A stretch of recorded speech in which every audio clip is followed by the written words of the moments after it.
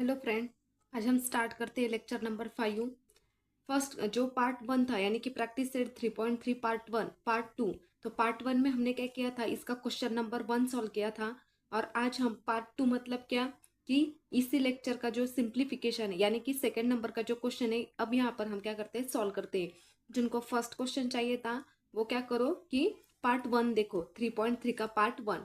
यहाँ पर पार्ट 2 लिखा है क्योंकि यहाँ पर हम क्या सॉल्व कर रहे हैं, क्वेश्चन नंबर 2। अब फर्स्ट क्वेश्चन हमें दिया हुआ है,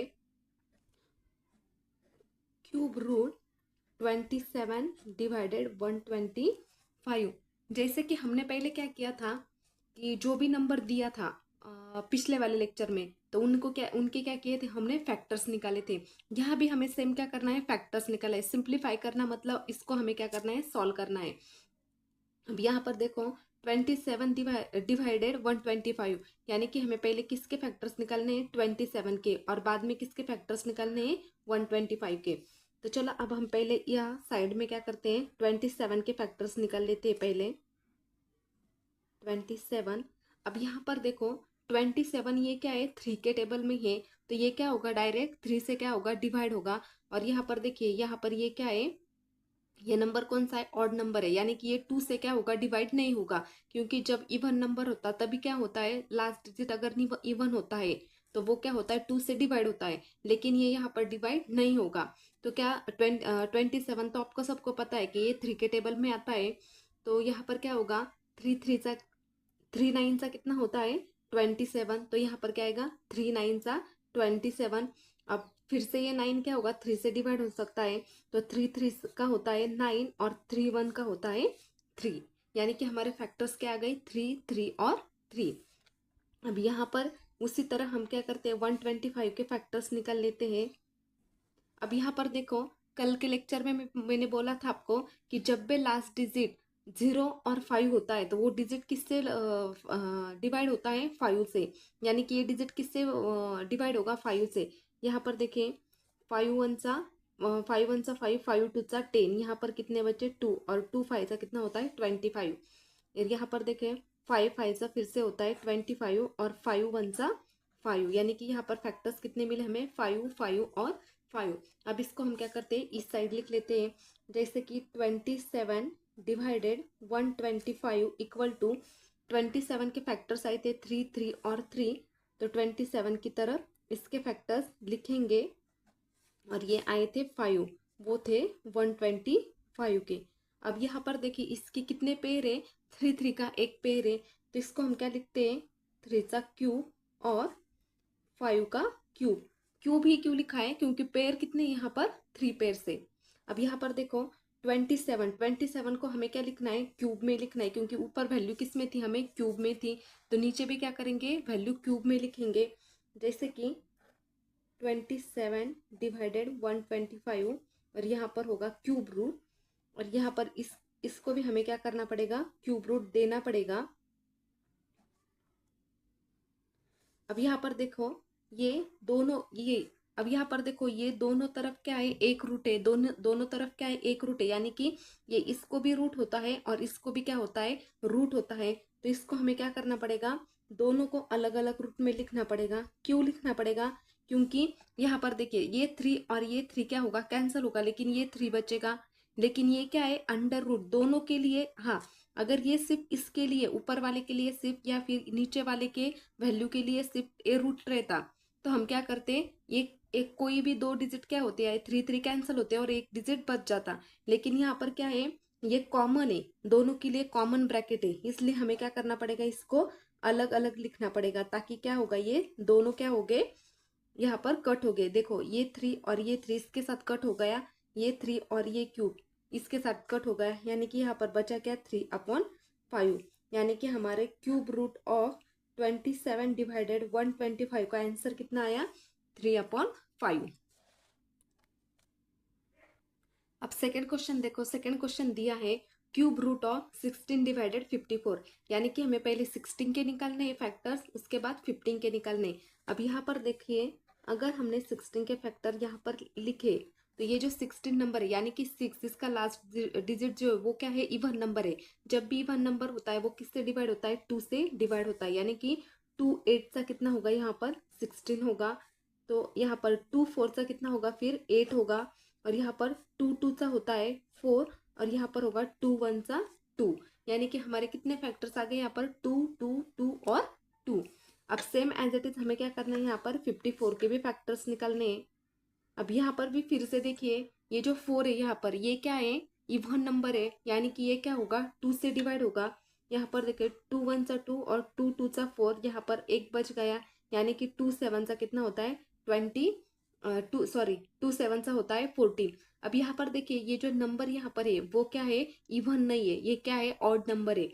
और ये क्या होगा 2 से डिवाइड नहीं हो सकता है, आप करके भी देखोगे फिर भी नहीं होगा। लेकिन हाँ 3 के टेबल में 27 आता है, तो ये हम क्या करेंगे 3 के टेबल में देखेंगे ये क्या होगा 3 9 सा होता है 27, फिर 3 3 सा होता है 9 और 3 1 सा होता है 3, यानी कि 2 3 3 और 3 ये क्या आ गए हमें हमारे फैक्टर्स। अब हम इसको कैसे लिखेंगे 16/54 इक्वल टू 16 के जो फैक्टर्स आए थे वो यहाँ पर हम लिखेंगे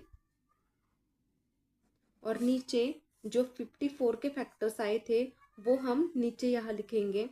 अब यहाँ पर देखो ये 2 और ये 2 दोनों क्या है इसके लिए कॉमन है यानी कि सेम है। जब भी सेम होता है तो उसका आंसर क्या आता है 1 आता है, यानी कि यहाँ पर हम कट भी उसको कर सकते हैं। अब देखो यहाँ पर पेड़ कितने बचे 2 इंटू 2 इंटू 2 और नीचे क्या बचा है 3 इंटू 3 इंटू 3। अब जब भी ऐसे देखो ये तीनों की एक जोड़ी बन गई और ये तीनों की एक पेयर बन गई, तो हम इसको कैसे लिख सकते हैं 2⁻3 यानी कि 2 का क्यूब और 3 का क्यूब। 3 पेयर है इसलिए क्या आ गया यहाँ पर क्यूब आ गया। अब इसको क्या करना है हमें क्यूब में लिखना है। क्यूब में क्यों लिखना है क्योंकि ऊपर हमें क्या किया था यहाँ पर क्यूब में दिया था।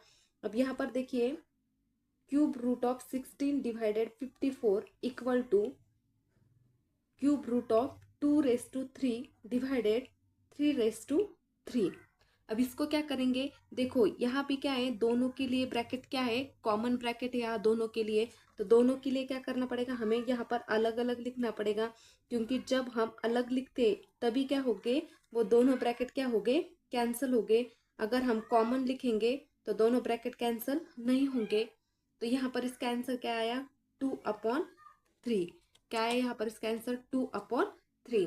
तो इसको हम कैसे लिख सकते हैं, इसको हम लिखेंगे cube root of 16 divided 54 equal to 2/3। तो क्या आंसर आया हमारा 2/3। अब चलते हैं हमारे थर्ड नंबर के क्वेश्चन की तरफ। थर्ड क्वेश्चन दिया है if cube root of 729 is equal to 9 then cube root of 0.000729 is equal to what, मतलब क्वेश्चन मार्क। यानी कि यहाँ पर देखिए बच्चों आप क्या करते हो यहाँ पर ये जो नंबर दो नंबर दिखते हो साथ में पॉइंट दिखते हो, तो यहाँ पर क्या होते हैं आप थोड़ी गड़बड़ करते हो और कंफ्यूज हो जाते हो। तो आपको क्या करना है पहले कंफ्यूज नहीं होना है क्योंकि बहुत सिंपल है ये एग्जाम्पल। आप यहाँ पर देखो cube root 729 is equal to 9, मतलब उन्होंने क्या बोला है कि क्यूब रूट 729 का जो आंसर है वो कितना है 9। देन क्यूब रूट ऑफ 0,000,729 का क्या है, यानी कि इसका उन्होंने पहले बोला है कि है ये, लेकिन इसका क्या किया है उन्होंने हमें क्या बोला है कि इसका आंसर क्या है। यानी कि हम क्या करेंगे इसकी तरफ नहीं देखेंगे, सिर्फ क्या करेंगे ये सॉल्व करेंगे, क्योंकि हमें क्या पूछा है ये पूछा है। तो बच्चे कंफ्यूज हो जाते हैं कि 729 के फैक्टर्स निकालो या 0.000 के फैक्टर्स निकालो। तो क्या करना है सिर्फ जो क्वेश्चन मार्क दिया है उसको क्या करना है हमें यहाँ पर देखना है और कंटिन्यू करना है। जैसे कि यहाँ पर देखो ये क्या लिखा है 0.0000729, इसको हम कैसे लिख सकते हैं। देखो ये पॉइंट हटाने के लिए हमें क्या करना पड़ेगा, ये जो नंबर यहाँ पर दिया है 729 ये हमें यहाँ पर एज इट इज लिखना पड़ेगा। और ये नंबर लिखने के बाद क्या करना पड़ेगा, यहाँ पर देखो पॉइंट के बाद कितने डिजिट है 1 2 3 4 5 6। जब भी पॉइंट के बाद जितने डिजिट होते हैं उतने डिजिट कितने किसके आगे आएंगे 1 के आगे, यानी कि 1 1 2 3 4 5 6 ऐसा। और जब हम क्या करेंगे जब ये डिवाइड का अगर आपको ऊपर लेना है यानी कि ये जो नंबर है वो कहाँ पर आएगा, यानी कि ये क्या होंगे 6 डिजिट और ये इसके बाद क्या होगा 729। यानी कि ये पॉइंट का आप क्या करो, यहाँ पर थोड़ा ध्यान दो। जब भी ऐसा कोई नंबर होता है तो यानी कि 1 के आगे आपको क्या करना है, डिवाइड करके आगे उतने जीरो क्या करना है, यहाँ पर लगा देना है। अब यहाँ पर क्या हो गया, सिंपल तरीके से हो गया। अब हमें क्या करना है, एक बार 729 के फैक्टर्स निकालने हैं और एक बार क्या करना है 1000, यानी कि ये 10 लाख है तो 10 लाख के क्या करने हैं, यहाँ पर हमें एक बार फैक्टर्स निकालने हैं। तो सबसे पहले क्या करते हैं, हम 729 के फैक्टर्स निकाल लेते हैं। अब यहाँ पर देखिए दोस्तों, जब भी 9 होता है तो मैंने क्या बोला है कि ये 9 क्या है, किसी किसी के टेबल में आते हैं, 3 के टेबल में आते हैं। तो हम चेक करके देखते हैं कि 3 के टेबल में यहाँ पर ये डिवाइड होता है या नहीं। 3 2 सा 6, यहाँ पर बचा 1, 3 4 सा 12 और 3 3 सा 9। तो इसकी वैल्यू क्या आएगी, 243। अब यहाँ पर देखो 3 8 सा होता है 24 और 3 1 सा होता है 3। तो यहाँ पर क्या आया 81। अब यहाँ पर देखो 3 2 सा 6 और 3 7 सा 3 2 सा 6। तो यहाँ पर बचा कितने, 2 बचे, यानी कि यहाँ पर कितने हुए 21 और 3 7 सा कितना होता है यहाँ पर 21, यानी कि यहाँ पर क्या होगा 7, सॉरी यहाँ पर 2 है, 3 2 सा था ना, 3 2 सा 8। अब यहाँ पर कितना आया 27। अब यहाँ पर देखो 3 9 सा होता है 27 और यहाँ पर 3 3 सा होता है 9 और 3 1 सा होता है 3। यानी कि फैक्टर्स कितने मिले हमें यहाँ पर 3 3 3 3 3 3। कितने पेयर्स मिले हमें यहाँ पर 6 पेयर, यानी कि 2 पेयर्स। अब यहाँ पर देखो हमें क्या करना था, यहाँ पर 1000 के क्या करने थे, फैक्टर्स निकालने थे। अब यहाँ पर थोड़ा ध्यान दो, आप इसके जितने भी फैक्टर्स निकालोगे यानी कि ये किससे डिवाइड होगा, 2 से डिवाइड होगा, क्योंकि आगे क्या है 0 है। लेकिन आप कितना, इसका बहुत ज़्यादा बड़ा होगा और टाइम पास होगा। तो इसके लिए भी एक ट्रिक है, जो क्या करना है, कभी भी अगर इस ऐसा नंबर होता है, यानी कि यहाँ पर कुछ भी डिजिट हो, 1 हो 2 हो 3 हो 4 हो, यहाँ पर आपको क्या करना है, ये जीरो को आपको सिर्फ देखना है। यहाँ जीरो को देखो कितने पेयर बने, इन जीरो के 3 पेयर्स। यहाँ पर देखो ये 2 जीरो, ये 2 जीरो और ये 2 जीरो, इसके कितने पेयर्स बन गए, यहाँ पर कितने पेयर्स हो गए, इसके 3 पेयर। तो इस 3 पेयर को हम क्या लिख सकते हैं, जैसे कि 1, ये क्या था 10 लाख था, तो इसको इसके पेयर्स कैसे बनाते हैं, 100 इंटू 100 इंटू 100। ये शॉर्ट ट्रिक है बच्चों। जब भी हम कोई भी नंबर होते हैं और इस जीरो को 3 पार्ट में डिवाइड करते हैं तो इसका आंसर क्या आएगा, यही आएगा, जैसे कि हमने इस तरह से किया था। अगर आपको सॉल्व करना है तो आप सॉल्व करके भी देख सकते हो, लेकिन उसमें क्या होगा, ज़्यादा टाइम पास होगा। तो ये ध्यान में रखना, कोई मतलब इतनी बड़ी बात नहीं है, इजी है, ज़्यादा दिमाग लगाने की ज़रूरत नहीं है। तो यहाँ पर देखो 729 डिवाइडेड, यहाँ पर जो हमने लिखा था वो लिखेंगे। अब देखो 729 के फैक्टर्स क्या आए थे हमारे, ये वाले 3 3 के कितने पेयर्स थे, यहाँ पर 2 पेयर्स थे। और यहाँ पर नीचे देखो, यहाँ पर जो आया था वो था 100 इंटू 100 इंटू 100। अब यहाँ पर देखो इसको हम क्या लिख सकते हैं, ये एक पेयर हो गई और ये एक पेयर हो गई, तो इसको हम क्या लिख सकते हैं, 3 क्यूब इंटू 3 का क्यूब, और नीचे क्या होगा 100 का क्यूब। अब यहाँ पर देखो दोनों कॉमन है तो दोनों को क्या करेंगे, एक साथ लिखेंगे, 3 का क्यूब डिवाइडेड 100 का क्यूब। तो यहाँ पर क्या आएगा 9, 3 3 सा 9, यानी कि 9 का क्यूब, और यहाँ पर आएगा 100 का क्यूब। अब इसको हमें किस फॉर्म में लिखना है, रूट के फॉर्म में, क्योंकि हमें पूछा क्या था, रूट के फॉर्म में पूछा था। तो यहाँ पर क्या होगा 729 divided lakh equal to in bracket 9 cube, और यहाँ पर होगा 100 क्यूब। अब इसको हमें क्या करना है, सेपरेट रूट में लिखना है, ताकि ये क्या हो जाए, कैंसिल हो जाए। कैंसिल करने के लिए हमें इसको क्या करना पड़ेगा, सेपरेट लिखना पड़ेगा। तो ये क्या होगा, यहाँ पर ये क्या होगा, कैंसिल हो जाएगा।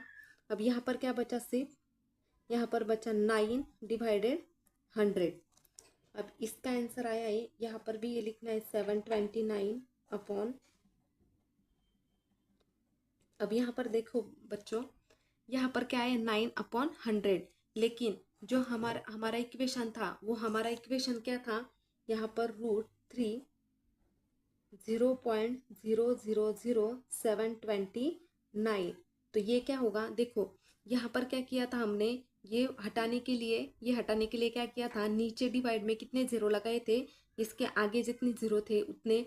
अब यहाँ पर क्या करना है, इसको पॉइंट लगाने के लिए हमें क्या करना पड़ेगा, ये जीरो निकालने के लिए इस डिजिट के आगे 2 बार लगाना पड़ेगा, जैसे कि 0.09।